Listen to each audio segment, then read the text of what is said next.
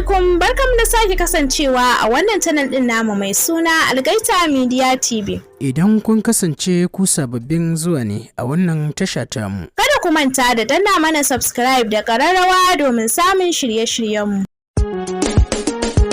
Ka shigo ɗakin. Bilkisu ta kalli agogo karfe 9 saura, lokacin ya mata matukar sauri. Cikin sanyin murya ta ce, ina ku ci abinci kafin ku tafi mana. Mun gode cewar ina ta faɗa tana miƙewa tsaye. Idan Bilkisu ya ciko da ƙwalla, Seb ta tuna. Ina ma a ce Seb yana raye, ko da ya wannan ranar za ta kasance a wurin shi, oho, ko kuma ma dai shine zai kasance madadin Aliyu. Ta miƙe da zimmar raka su inda ta dakatar da ita. Komawa ta yi gefen gadon ta zauna. Jama'a assalamu alaikum, barkanmu da warhaka, barkanmu da sake haɗuwa da ku a cikin wannan shiri namu wanda muke karanto muku littafi mai suna Dahuwar mutum, littafin shahararriyar marubuciya wato Khadija S. Muhammad matar J. Idan ba ku manta ba mun tsaya ne inda muke ba ku labarin. Ƙara ƙwanƙwasa ƙofar ne ya sa ta dafa ƙirjinta saboda bugawar da ya yi. Kamar mai koyon bude kofar ta murza handil din a hankali haɗe da komawa baya. Shi ne kuwa tsaye cikin fara ɗin jallabiya. Kamshi mai daɗi yana fita daga jikinsa. Sai da ya ƙare mata kallo kafin ya raba ya shiga ɗakin sosai. Ita ma sai ta bi bayansa salalo ba tare da ta rufe kofar ba. Waye zai rufe miki kofar? Ya yi maganar bayan ya ƙara kicin da fuskarsa. Jiki a mace ta koma haɗe da tura kofar. Sannan ta yi tsaye a tsakiyar ɗakin kanta a ƙasa. Kamar mintuna 5 da tsayuwarta ya ɗago kai daga danna wayar da yake yi. What is wrong with you? Ya za ki yi min tsaye a kaina? Ya kai ƙarshen magana haɗar jan siririn tsaki. To daga nan ne muka tsaya, yanzu kuma insha Allahu za mu ci gaba. Dahuwar mutum kashi na 70. Yau kan duk ya yi mata wani kwarjini. Wani irin tsoron sama take ji, shi yasa maganar ta sama ta ƙara kiɗimata musamman ma yadda ya kafe ta da idanuwa. Ledar hannunsa ya ajiye mata haɗe da miƙewa tsaye, tare da faɗin ki tabbatar kin ci, kuma ina so in gaya miki. Yau ce rana ta farko kuma ita ce ta ƙarshe da zan buga miki ƙofa fiye da sau ɗaya. Kai kawai take gyaɗa masa alaman ta fahimci abin da yake faɗa mata. Fitarsa ce ta sanya ta yin wata doguwar ajiyar zuciya. Hakan bai ishe ta ba har sai da ta haɗa da wash Allah. Sake miƙewa ta yi bayan ya fita ta tura ƙofar. A wannan karan bata sanya sakata ba, sannan ta dawo ta zauna a gaban ledar da ya ajiye. Tana buɗewa, robar fura ce mai sanyi, ba sai ta faɗa ba, ta san daga mama ne. Haka kuma farfesun kazar da yake ciki shi ma daga gurinta ne, saboda food plus ɗin nata ne, ɗan gatan ango. Ta faɗa a hankali, a lokaci guda kuma ta yi saurin waiwayawa bayanta saboda ko yana kusa don gudun kar ya ji ta. Furar ta sha sosai saboda ta fi buƙatar ta, sannan ta ci naman ɗan kaɗan, shi ma saboda ƙamshin da yake bugun hancinta ne ya sanya ta yi sha'awarsa. Sai a lokacin ne ta ji kanta na yi mata ciwo. Ta san dai abu uku ne ke iya haddasa mata ciwon kai: yunwa, ko kuma kuka, ko rashin wadataccen bacci. Banɗaki ta faɗa tare da yin brush, sannan kuma ta yi wanka haɗe da gyara jikinta. Kayan baccinta na gida, don haka riga da wando ta sanya masu santsi waɗanda suke da sauƙin nauyi. Sannan ta feshe jikinta da turarurruka masu taushin ƙamshi. Duk wata al'adarta ta kwanciya sai da ta yi, sannan ta rufe da addu'a. Cikin bacci ta ji an ƙara turo ƙofar ɗakin. Wannan karan ma dai Aliyu ɗin ne ya shigo. Lamo ta yi tamkar mai bacci. Shi kuwa Aliyu na shigowa kai tsaye ledar da ya ajiye mata ya dudduba, bayan ya gama duddubawa ya koma ya kwanta. Ita kuwa bacci bai ɗauke ta ba sai kusan kimanin ƙarfe 3 na dare.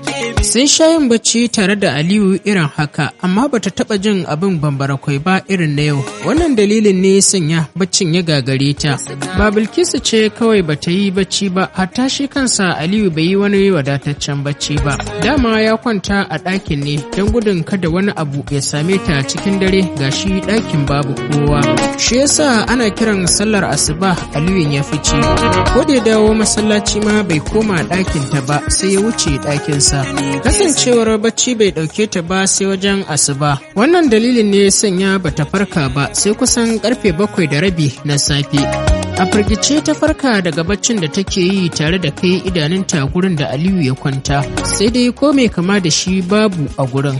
Banɗaki ta shiga ta yi wanka, sannan ta fito ta shirya jikinta cikin atamfa mai ruwan gwal wadda take da ratsin ruwan bula. Sosai kayan suka yi mata kyau, sai dai kuma kila ɗinkin kayan ne ya fito da kyan kayan, saboda ɗinkin nata ya fita sosai. Tana zaune a kan sofa ne sai ta ji ƙaran bugun ƙofa. Wani irin faɗuwa gaban ta yi saboda ƙarar bugun ƙofar. Da sauri ta kai hannunta tare da dafe ƙirjin nata da ƙarfi, ta yunkura a hankali ta nufi ƙofar.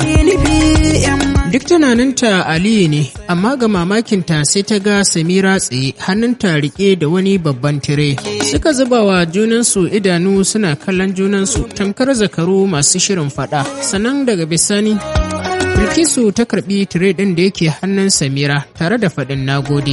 Uffan Samira bata cewa Bilkisu ba, ta juya ta koma inda ta fito.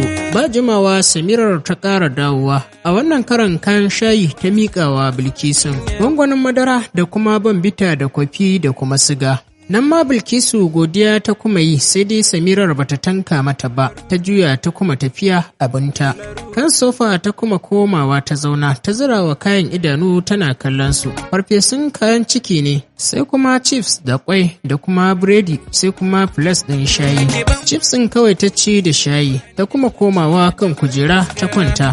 Misalin karfe 11 na rana, danginta suka fara zuwa yi mata sallama. Hakan ne sanya ta ji daɗi, ta fara samun abokan magana. Gidan bai tashi yankewa da jama'a ba sai kusan magariba. Ita ma sai a lokacin ta samu damar gyara jikinta. Tana tsaka da fesa turare ne aka kuma kwankwaso kofar. Tunaninta ya bata daidai. Samira ce dauke da wani tire ɗin. Mamaki ne matuƙar kama ta sosai, domin a tunaninta bata taɓa yin tunanin Samira ko ruwa za ta iya bata ta sha ba. Amma wannan shine kafarta ta uku zuwa ɗakinta, kuma duk abinci take bata. Bilkisu karɓa ta yi haɗe da faɗin nagode. A wannan karan ma bata tanka mata ba, ta juya abinta. Bilkisu ta je ta ajiye tire ɗin, ta dawo tare da rufe ƙofar. Ta bi babban tire ɗin da kallo wanda yake ɗauke da kayan ƙwalam da makulashe waɗanda suka haɗar da farfesun kaza da kuma nama a ciki, sai kuma tuwon shinkafa da yake cikin flax ɗin. Ɗaya plus ɗin kuma miyar agushi ce ta sha ganda. Tana ƙoƙarin zama ne sai ta ji an ƙara ƙwanƙwasa ƙofar. A tunaninta tana tunanin ko Samira ce, tana buɗewa sai ta ga inna ce maman Sef da kuma Gwaggo Maryam. Cike da mamaki ta ce da su sannunku da zuwa, suka amsa mata, sannan suka shigo ya zuwa cikin ɗakin. Cike da girmamawa ta gaishe su, suka amsa mata cike da kulawa, yayin da Gwaggo Maryam take ƙarewa ɗakin kallo. Kowa bai so a ce ɗakin Bilkisu ciki ɗaya ba ne, sai dai suna addu'ar Allah ya zaunar da su lafiya. Kan sofa suka zauna yayin da Bilkisu ta zauna a ƙasa, haɗe da jingina bayanta a jikin gado. Gwaggo Maryam ce ta ce mata matsonan ki sa hankalinki sosai akan abin da zan gaya miki. Matsowa Bilkisu ta yi zuwa gurin da suke sosai. Ɗaya daga cikin ledojin da suka zo da su Gwaggo Maryam ta janyo, tare da fito da food plus daga cikin ledar ta miƙa Bilkisu, tare da faɗin abin da yake cikin nan daga yau zuwa gobe nake so ki cinye. Kai Bilkisu ta jinjina tare da buɗe kular da aka bata. Matsakaiciyar kaza ce a ciki haɗe da wasu itatuwa.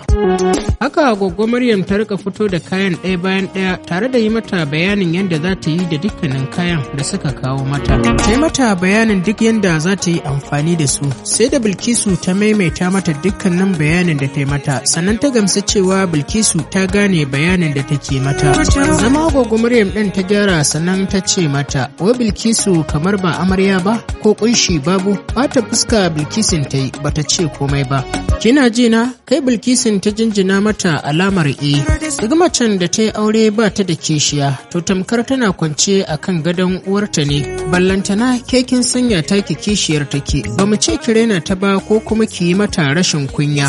Amma kuma ke karki sake ki zama tamkar wawuya. Fatan mu ma dai Allah ya sa ku zauna lafiya, Allah ya ba ku zaman lafiya, shi muka fi bukata. Maryam dare na yi, ya kamata mu tafi, cewar Inna da wannan shine karan farko da ta yi magana tunda suka shigo ɗakin. Bilkisu ta kalli agogo karfe 9 saura, lokacin ya mata matukar sauri.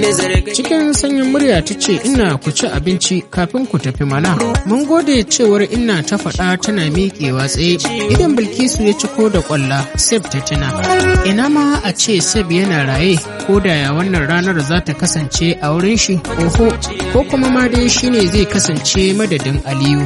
Ta miƙe da zimmar raka su inda ta dakatar da ita, komawa ta yi gefen gadon ta zauna. Tana ɗauke hawayen da ke fitowa daga cikin idanunta. Fitarsu babu jimawa aka kuma turo ƙofar. Wannan karan Aliyu ne ya shigo. Rabanta da ganinsa tun jiya da daddare, da alama ma shigowar tasa kenan yanzu. Ya zuba mata idanu yana kallonta ganin tana share hawaye. Tsawon kimanin minti 5 bai ce mata komai ba, ita kuma ta kasa tsayar da hawayen da yake fitowa daga cikin idanun nata. Aliyu sai ya koma da baya haɗe da ja mata ƙofa.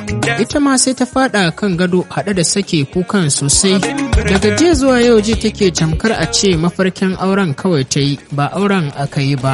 Aliyu kuwa ɗakinsa ya koma ya watsa ruwa sannan ya gabatar da sallar isha. Bai ɗaga daga kan sallayar ba, Samira ta shigo ɗauke da abinci. Abincin ta ajiye masa sannan ta koma ta ɗauko afunan. Ya zira mata ido yana kallonta cike da mamakin canjawarta. Bai taɓa tsammanin za ta kwantar da hankalinta haka ba har a yi bikin nan a gama lafiya. Wannan kawai da ta yi sai ta ƙara wa kanta mutunci da kwarjini a idanunsa. Shigowarta ce ta katse masa tunanin da yake yi. Gaishe shi ta fara yi haɗe da yi masa sannu da zuwa. An sa mata fuska a ɗan sake sannan ya kama hannun Afnan wadda take ƙoƙarin zubar da abincin da aka kawo masa. Kan cinyarsa ya ɗora ta yana yi mata wasa sannan ya ɗora da faɗin babu matsalar komai a gidan ko? Samira ta amsa masa da faɗin ke daga ɓangaren ki komai lafiya. Ta amsa masa cike da jin daɗin tambayar tasa sannan ya ɗanyi shiru ya kuma natsuwa sai kuma ya fara cin abincinsa cikin natsuwa. Bilkisu kuwa daga yadda take zaune a gefen gado ta zubo kafafuwanta haɗe da kifa kanta tana kuka, daga haka bacci ya ɗauke ta. Cikin bacci ta rika jin motsin mutum, ta buɗe idanuwanta a hankali tana kallon Aliyu wanda yake buɗe kwanukan da ke zube a tsakar ɗakin. Limshe idanunta ta kuma yi tamkar mai bacci, kanta ya tsaya kamar mai tunanin yadda zai tashe ta daga baccin da take yi. Can kuma sai fara bubbuga gefen gadon a hankali har zuwa wannan lokaci bata ɗago ba. Hakan ne ya sanya shi ƙara sautin bugun gadon da yake yi. A bugu na biyun da yi wa gadon ne ya sanya ta saurin miƙewa zaune, tamkar dama bata farka daga baccin da take yi ba. Sai a wannan karan ne ta fara murza idanunta tare da buɗe su sosai a kansa tana kallon shi. Sanye yake da riga baka da kuma jan wando, ƙamshinsa ne ya cika a falon. Ta janye idanunta daga kallon da take yi masa kafin ta ce barka da dare cikin muryar bacci. Bai amsa ba amma ya koma kan sofa ɗin ya zauna. Shiru ne ya ratsa ɗakin tamkar babu kowa a cikin ɗakin. Siririn tsaki ya ja kafin daga bisani ya ce sauko ki ci abinci. To jama'a duka kuma a nan za mu dakata sai kuma idan Allah ya kai mu mun zago inda za ku ji mu ɗauke da ci gaban wannan labari mai suna Dahuwar mutum. Ku ci gaba da kasancewa da tashar Algaita Media tare da sabuwar tashar mu mai suna farin ciki Hausa Novel.